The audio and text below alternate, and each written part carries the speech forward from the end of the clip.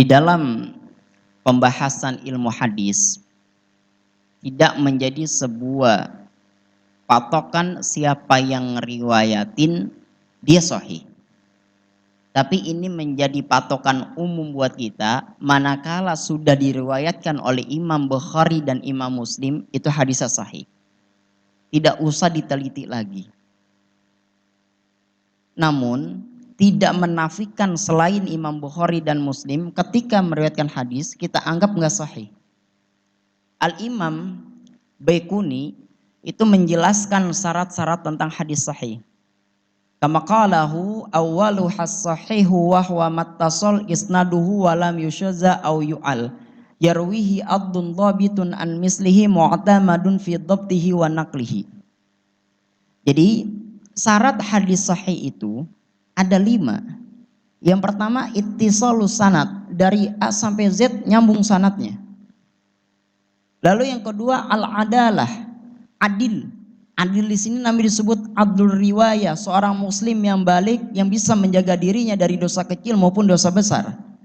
Lalu yang ketiga namanya disebut ad-dobtut tam, dobit. Ad-dobtut tam, dobut tam itu dobet yang sempurna.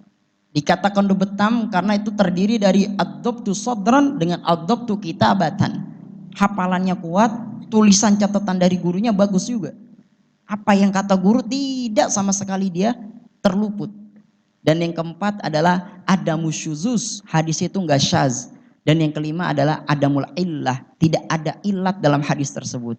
Kalau seandainya imam perawi hadis meriwayatkan hadis ada 5 syarat ini, wa hukima bihadzal hadisi hadisun sahihun, maka dihukumkan hadis tersebut dengan hadis sahih. Manakala 1 dari 5 syarat ini enggak ada, maka dihukumkan hadisnya menjadi hadis dhaif. Kalau 5-5-nya enggak ada, ya berarti dihukumkan hadisnya hoax. Atau bahasa kita disebut hadis maudhu wal kazibul mukhtalaqul maudhu'u, ya, karena itu bohong. Apa yang tidak disampaikan oleh Nabi diada-adakan bahwa itu adalah dari Nabi SAW. Baik, ada lagi? Ada? Baik, silakan Pak.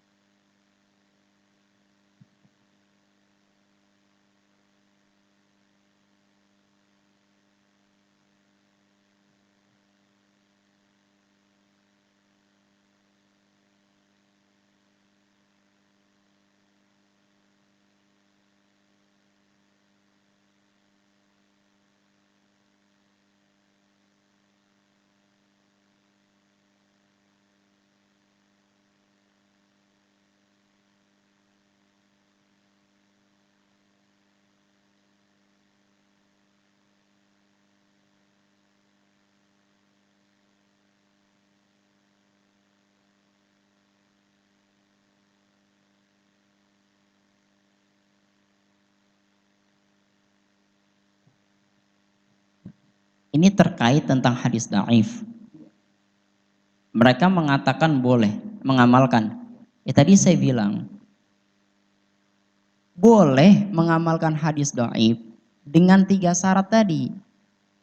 Yang pertama ayyakunal hadisu ghairu syadidi dhaif. Hadisnya tidak terlalu dhaif.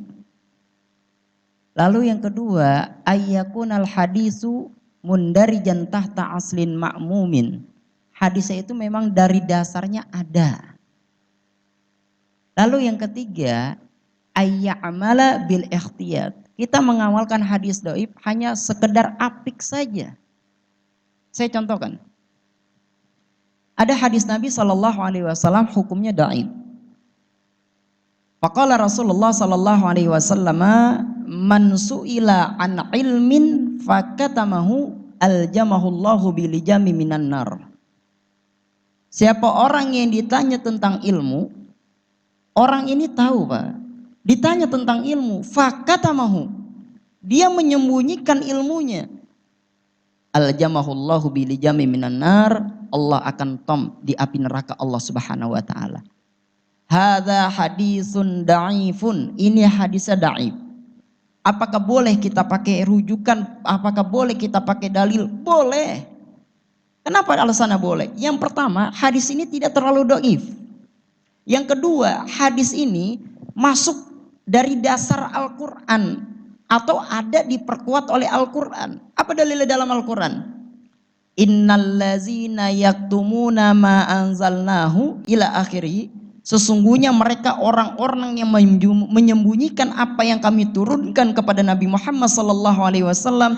Akhir ayatnya, ulaika yal'anuhumullah wa yal'anuhumul la'inun. Mereka akan dilaknat oleh Allah. Hadis ini dhaif, tapi diperkuat oleh ayat Al-Quran yang sifatnya Al-Quran mutawatir, la syakka fihi, nggak bisa diragukan lagi. Sehingga hadis dhaif ini bisa dijadikan dalil. Nah itulah. Jadi kalau ada yang mereka mengatakan mengamalkan hadis dhaif, ya saya nggak menyalahkan. Benar kalau memenuhi kriteria atau syarat-syarat tadi. Kalau tidak memenuhi kriteria tersebut, tidak boleh kita mengamalkan hadis dhaif. Baik, ada lagi?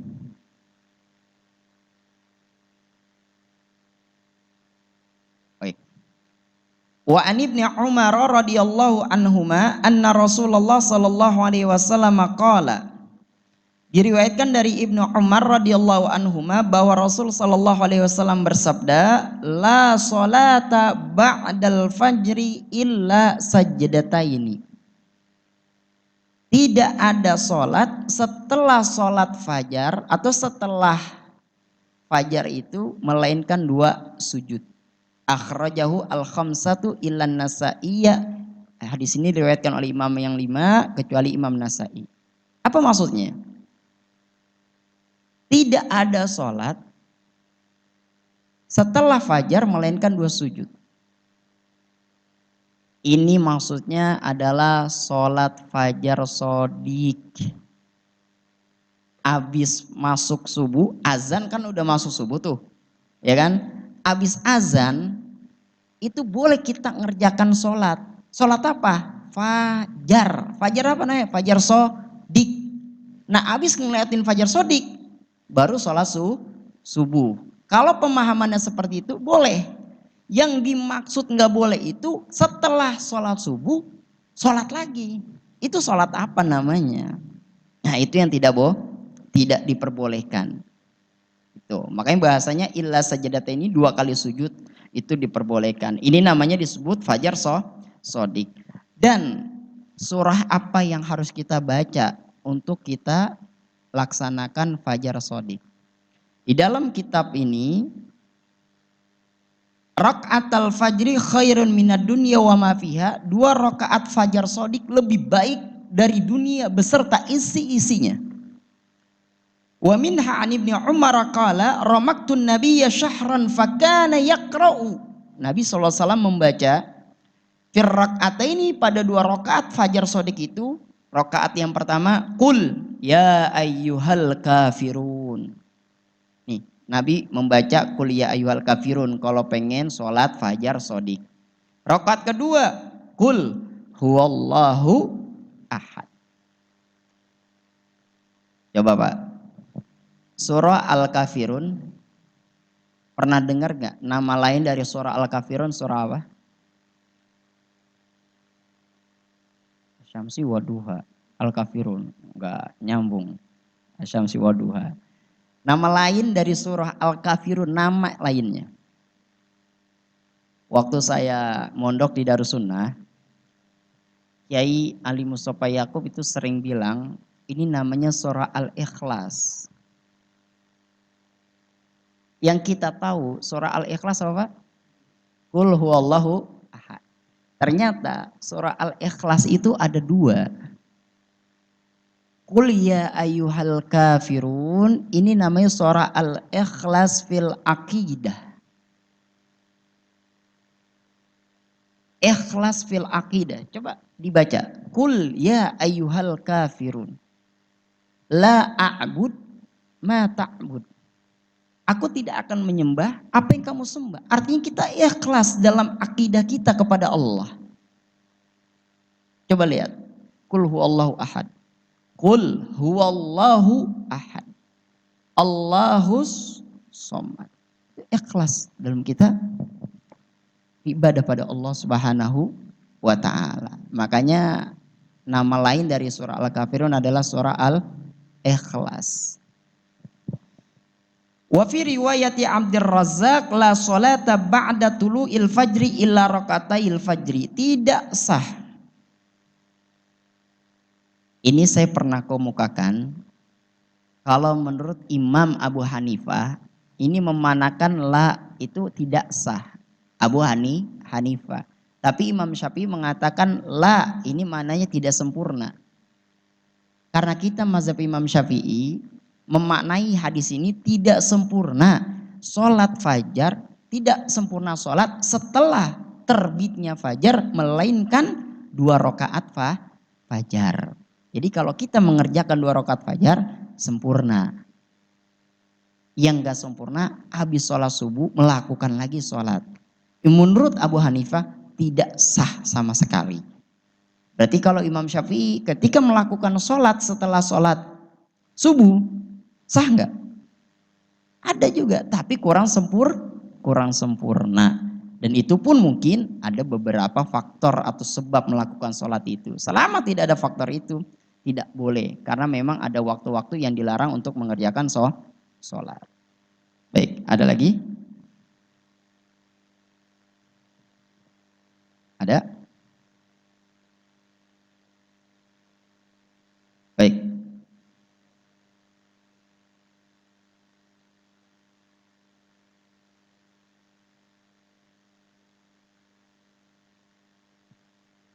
Tadi saya sudah sampaikan antara fajar sodik dengan fajar kizib. Ya, kalau ditanya mau huwa fajar kizib, itu fajar yang belum masuk waktu subuh. Dijawab oleh Nabi, itu kan bahasa kitanya. Kalau bahasa hadis Nabi SAW itu fajar yang dibolehkan makan, diharamkan sholat. Itu namanya fajar kizib. Kalau fajar sodik, fajar yang dibolehkan sholat, diharamkan makan. Kalau bahasa kitanya ya udah masuk waktu subuh, berarti udah kagak boleh makan. Makan di sini artinya redaksinya lagi puasa. Baik, terakhir, wa an Ummi Salamah radhiyallahu anha qalat, diriwayatkan dari Ummi Salamah radhiyallahu anha berkata, shalla Rasulullah sallallahu alaihi wasallam al-asra. Nabi sallallahu alaihi wasallam salat asar. Tsumma dakhala baiti, kemudian Nabi masuk rumahku. Rumah siapa? Ummi Salamah. Fa shalla rak'ataini. Nabi salat 2 rakaat. Salat apa? Bukan tahiyatul masjid, masuk ke rumah tahiyatul masjid. Ya. Fasa'altuhu. Maka aku bertanya. Siapa yang bertanya? Ummi Salamah bertanya kepada Nabi, apa yang Nabi kerjakan? Sholat apa itu? Faqala, Nabi menjawab, syugiltu an rak'ataini ba'da zuhri. Itu jawabannya.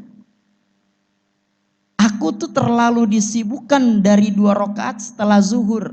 Berarti Nabi mengerjakan ba'diyah zuhur di waktu asar. Fasallaituhuma al-ana. Aku mengerjakan sholat 2 rakaat tadi, 2 rakaat kok ba'diyah zuhur al-an sekarang. Sekarang ini di waktu asar. Bertanya Ummi Salamah. Fakultu, maka aku bertanya, afanaqdihima iza fatatsna? Apakah kita perlu juga mengkodok bahasanya? Perlu juga nggak kita mengkodok ketika kita terlalu sibuk sampai nggak mengerjakan ba'diyah, kita kodok di selain waktu itu? Apa jawab Rasul? Faqala la, jangan. Akhrajahu Ahmad, hadis riwayat Imam Ahmad. Ini hadis khususiat buat Nabi SAW. Apakah ini ada perbedaan dengan hadis yang awal la sholata ba'da sholatil asri? Tidak ada. La sholata ba'da sholatil asri dengan hadis ini sama. Nah ini buktinya Nabi melakukan, ini khususiyat Nabi yang tidak dikhususkan kepada umatnya. Mana dalil tidak dikhususkan kepada umatnya? Ketika Umi Salamah bertanya apakah kami harus mengkodok ketika kami meninggalkan qobliyah atau ba'diyah, faqala la. Itu akan menjadikan dalil buat umat Nabi, tidak usah. Manakala kita sering misalnya melakukan qobliyah, melakukan ba'diyah, ternyata kita meninggalkan suatu waktu, nggak usah mengkodok qobliyah dan ba'diyah. Itu khususiat untuk Nabi Shallallahu Alaihi Wasallam. Baik, saya kira cukup. Insya Allah pertemuan selanjutnya kita bahas tentang tema yang berbeda. Kita sudah bahas tentang air, kita sudah bahas tentang junub, kita sudah bahas tentang haid dan nifas, kita sudah bahas tentang waktu-waktu sholat. Sekarang kita bahas insya Allah pertemuan yang akan datang azan. Apa hukum azan? Bagaimana azan? Ada yang viral belakangan ini, boleh nggak kita ganti hayya alal jihad? Hayya alal jihad itu boleh atau tidak? Apakah ada nas dalilnya? Apa komentar ulama seputar tentang mengganti lafal-lafal azan? Dan siapa yang pertama kali menemukan azan? Apakah Rasul, apakah sahabat? Dan lafaz untuk qomat itu bagaimana? Apakah seperti yang kita kumandangkan atau tidak? Tsumma qala wallahu a'lam bishawab. Al-Fatihah.